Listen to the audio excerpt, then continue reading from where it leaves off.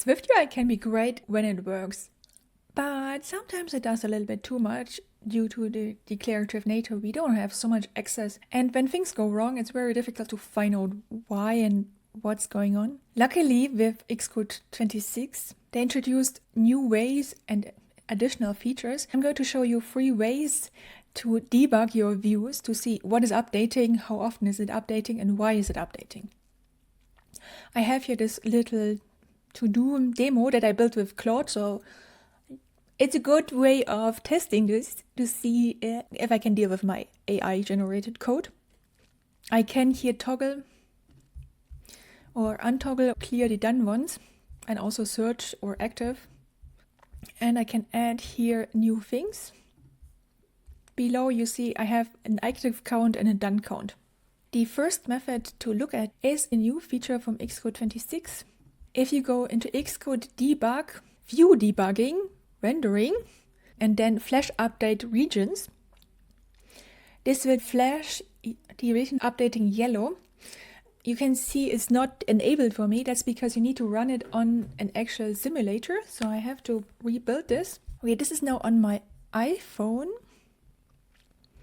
And if I now open debug, view debugging, rendering, I can select flash update regions. If I tap on buy groceries,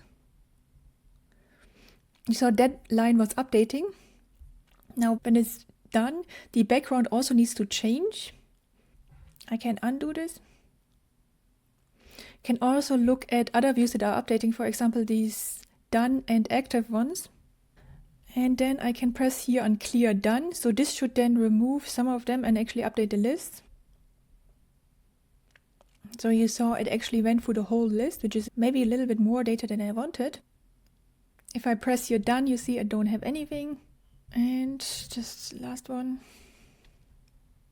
Here starts to be a little bit tricky. Every time I type, it needs to update this text field. Then I press hi.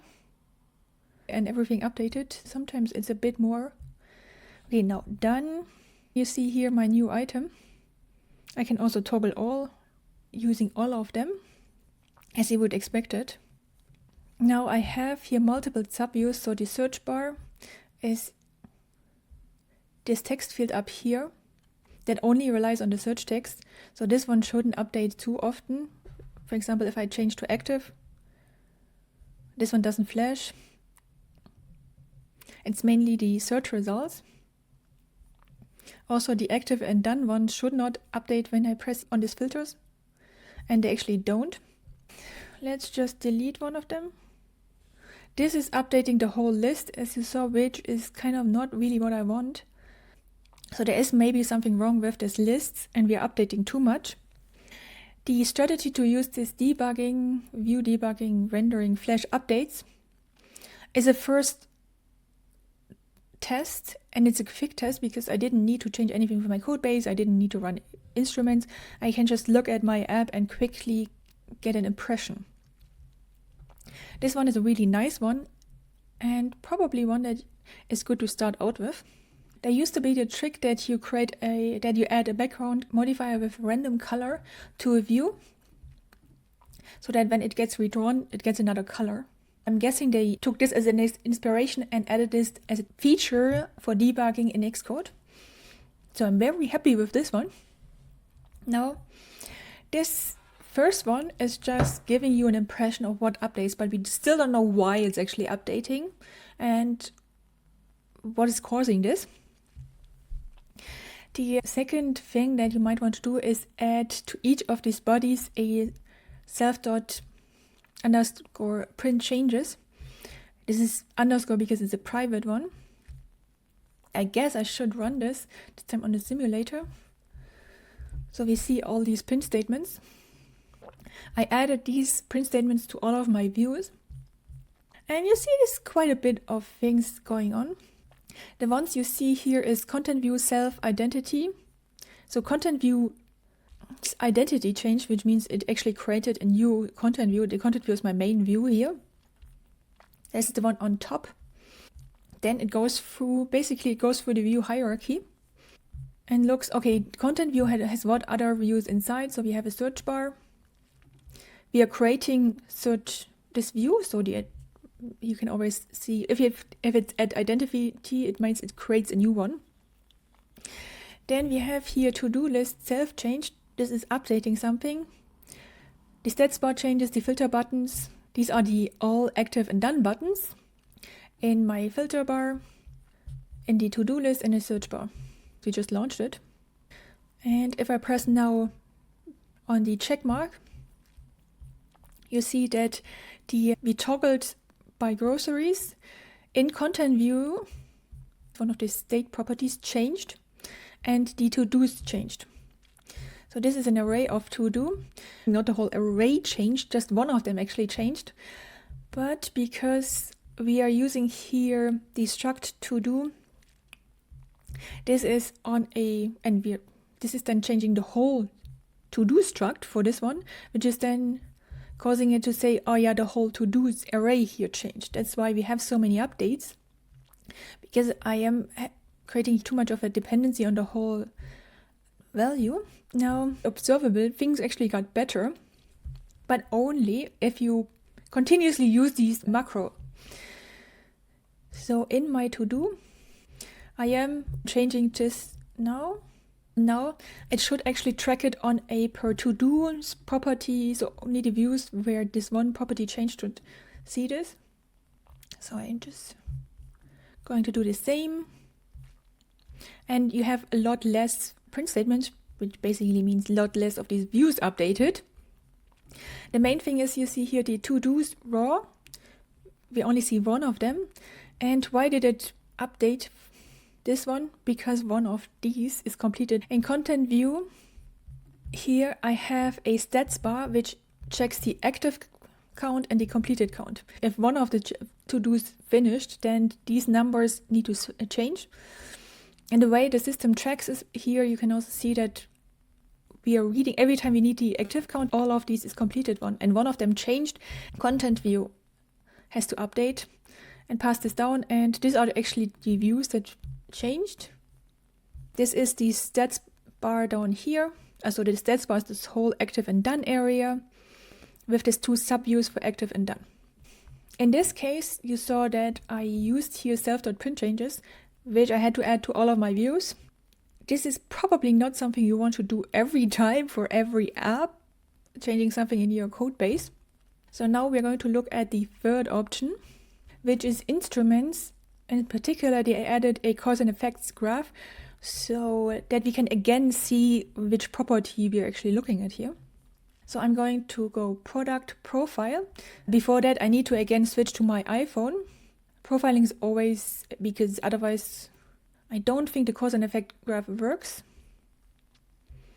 So I need to change to my iPhone. I'm choosing the SwiftUI template. So this is my device, this was the main point, and then start recording. Okay, so we are again in the app. And I'm doing the same thing as I did just now with the same example. So I tap on buy groceries to check it, and I uncheck. And we stop the recording. Okay, so now you see on the left, this is this one that I have. On the top, we have the lane for SwiftUI. I don't have any hangs or hitches because my performance, as you guessed, we didn't see much going on. Then you have SwiftUI body updates. This is the one I have. For the representable update, there's not much. Representable means that I would have a UI kit representable component inside and other updates. So the processes, and down here you see more details of what views updated. So I am going to choose not SwiftUI because this is just more internals. I am pressing here on my own app with the list. So these are the views that I have, basically all of the sub-views that I created. Now let's zoom into the launch section. It's creating the content view. When you open this and go in, you see this is creation. So obviously when we are launching, we are creating a lot of these views. So all of them should be creations. Whereas when I look at the moment when I tap, we should have actually updates. So I'll select here, and you see it's updating this view.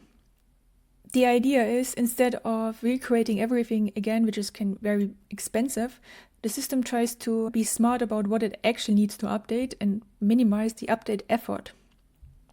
In order to do this, it can happen that it evaluates views and checks is something actually different. If it's not different, then it's going to skip the update, and you will see here skipped update. Now, the fun part actually, what I actually did is when you here hover over update and tab, there is the cause and effects graph. Here you see a high-level overview of all the views and the view tree. We see the views, the bodies that it updates. The blue ones are my custom ones. So this is my to-do raw, whereas here, there's inside of this to-do raw, we have a text that updated. The arrows in between, when you select this is an update label. And this was caused by a changed property. This one is not so clear for this custom views. If I go now in front of the to-do raw and I tap this one, we have an update transaction, means that a state changed and the body is running. Some of these don't show so easily, so I'm just going to try, and we're going to look at the content view, cause and effect graph. The content view's body is running because of the observable to-do. And if you now press on the arrow for update, the source node, the to-do's bool, unfortunately doesn't give me the property, but to-do has only one boolean which is completed. So now we know there's one to-do's boolean that changed, and that triggers the content view to change. Then let's look at the stats item. These two items down here, the active and done, both need to change. The stats bar, I only have one stats bar. And the stats item get the info from this. So if I now go in this cause and effects graph, you see a bit more, because inside of content view, we have the stats bar, and inside of that we have a stats item. So this is the left item and the right item. If you tap on the arrow in between, you see that two of them were updated. When I toggle one of these items to be done, the active and done, so I have one more done and one less active. Both of them have to update. The changed property in this case is not so easy to read. That's because of the way my data is passed down. Let's try another one. So I'm again recording. And in this case, I'm going to delete one of them. So I go in the area where I actually deleted something. I had initially 5 items and 4 were deleted. And I deleted one, so I only have 4 left, and my to-do raw should not actually have updated. But I have here 4 updates. Let's check the cause and effect graph. So we see here that in this for each, updating 5 of them, it was initially 5 and then turned to 4. And then I have 4 updates in the end that cause the body to be updated. When you look at the selected edge, update count is 4, value type, changed property, and here it's a value 0 on toggle, and the main thing what this actually is, this is a closure. Looking at the to-do list view, here in this for each, I have a to-do raw. The to-dos did not change, but it thinks these closures here changed. Closures are quite hard to compare for the system to say, this actually did not change. The reason this is happening is I have this to-do array that changed, so the number changed. For each thing something changed, and then it looks at which of them it compares before and after. Just because something changed does not mean the whole body changes. It's trying to figure out what actually changed. And the process end comparing this is actually diffing. Unfortunately, understanding closure is not the easiest thing. One way of fixing this and having this here less so, instead of relying on these closures, I'm going to change this to directly use the store, so that in this filter, I'm showing the store's filter to-dos. I am passing this to the stores to-dos. So it's not capturing in this case the property from this view. I need to change in content view where I pass this, because it's the property into the raw that wants to grab this. I am also passing down the store one more level. Here I also have the to-do store. When I press toggle, I pass this to the toggle to the store, and for the other button for the delete, I call the store's delete function. Okay, going back to instruments, and I start another recording where I again just delete 2 items, and we stop. Looking at the app, at the delete area, and in this case I don't have this 4 updates for the rows anymore, you see. Let's just investigate the cause and effects graph for the content view. So you can open more. So we have the dependency of the to-do stores on content view. I deleted one of the to-dos, so it's trying to figure out what to do with this. Then it looks at what we have inside, and the one that should update is the stats bar. The bar down here that shows active and done. Obviously, if I have one less item, the numbers should change. So this is a good position. I have here one status item, and we have 2 updates because I have 2 views for active and done. And let's just check. It's telling me that it updated. In content view, I have this stats bar that takes the active count, completed count, and these 2 toggles. These properties are calculated every time they are accessed. Because I'm accessing this to-do, it does something extra. One thing that is frustrating is that I always have to keep in mind how my views are connected, how the view tree looks, how the data is passed. With the instruments, here it's already trying to connect these and show you how these views are connected and where is the data coming from. So the blue ones are my custom ones for my app and my custom data, because the tools changed, content view changed the status or something in the content view. Instead of everything, it only updates the stats bar, the stats item. There's a lot of noise in this cause and effects graph, but it gives you a good understanding of how many times, and you need to a little bit check this. In order to visualize this, I built a little app that uses Swift syntax to parse the whole project and then draw a map, the view tree with the data flow. So I'm just going to load this. So this is the same project structure. Let me just try to make some space so you can see the code and the graph. The way SwiftUI uses your views and composes them together is with a SwiftUI view tree. It already does this on a small level. This is one branch with views inside, wrapped around these modifiers. But what I actually did in this graph is just draw the custom views in your view tree. So SwiftUI starts by looking at the admin file. This is the main content view. Inside of content view, I have 5 subviews: the search bar, filter bar, to-do list, stats bar, and add to-do sheet. Some of these have dependencies to other views. When it updates something, for example, when one of my to-dos changed, it's tracking where this data is owned, so the state ownership, and it goes from top down through your view tree. That's why the sprint statements were always in this order, or the debug view hierarchy, the state in content view, and further down one of these branches in this view tree is then updated.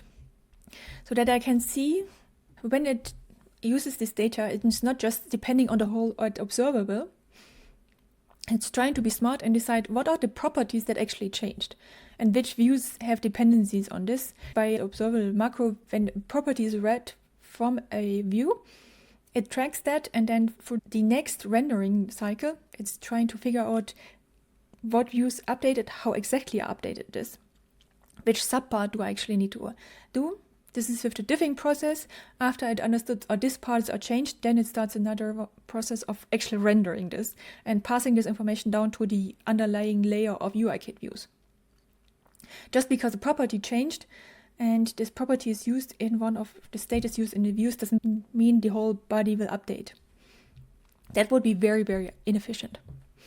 I like to see this as, when a wedding planner has a bride, they are trying to make lots of plans and they have a lot of contributors. If the bride decides she wants to have the cake changed for a different flavor, the wedding planner needs to go to the person that depends on this information. So that would be one of these branches. And then the baker needs to pass the information, okay, before we had this flavor, now we have this flavor. Do we need to change our plans? If this is 2 days before the wedding, obviously you need to change the whole cake. Can we reuse certain things from the cake again? So there is the tracking what data is needed for each of these views, passing this downwards through the view hierarchy to decide what to do. If something changed, it basically marks this as dirty, and the next rendering cycle needs to check if it really changed with the diffing process. So when, for example, my filter changed, I'm actually changing here this filter to do's. So we have the content views store something in there changed, but not all of the children need to update. It's actually only the to-do list because it passes down to this to-do raw in the for each the stores filter to-dos. So we are passing things downwards. At some point, it doesn't need to pass it anymore. For example, when I change the check mark to say it's done, this information doesn't need to go to the priority badge here to this view because this only depends on the priority. So in this case, I can compare before and after and say, this view doesn't need to change only until this point. I showed you these 3 things that you can use. This first one was the flashing with the view debugging, rendering, flash yellow when something updated. This gives you a initial idea if something actually updated, if something too much updated. Then I showed you this print changes, which can be useful, but might be a little bit not feasible if your code base is too large and you don't want to add this everywhere. And then I showed you the instruments cause and effects graph, where you can see which state changes actually updated cost with the exact labels and properties. Also seeing how many updates there are. So this is more informative of the view tree. If you struggle a lot with this kind of data flow, it's a good idea to draw this kind of view tree of your custom views, of your custom components on a separate sheet. So you can reference this. For me, this was already starting to be a struggle to keep in my head. It's better to see what is actually propagating downwards, what do I need to propagate down, where's my state owned. Sometimes if you have a view with a state in a conditional view, the state won't survive for very long. So this is a good idea to really look at the view tree in this kind of high level and see how these branches are laid out with the subviews. So that when you look at the data flow, you always start from the top, from the main file, and then go through all these different components. Sometimes I see on GitHub projects and I'm trying to figure out what the app does and how it's connected, and I struggle to find the add main file. Please don't hide the add main file in your projects because this is the basic one where you start to look at and see how things are laid out, in which flows, in which screens, in which components. The app that you see here, the Swift View Analyzer app, is in an early stage. I built for a new course about SwiftUI architecture where I also talk about data flow and this component. And part of this is how views are connected, how data flows, and how we connect things in an app. So if you're interested, you can find the link in the description box. If you join the course, you will get access to this tour. You can save some time when you understand code bases and data flow in your own apps. Like and subscribe. Until next time, happy coding.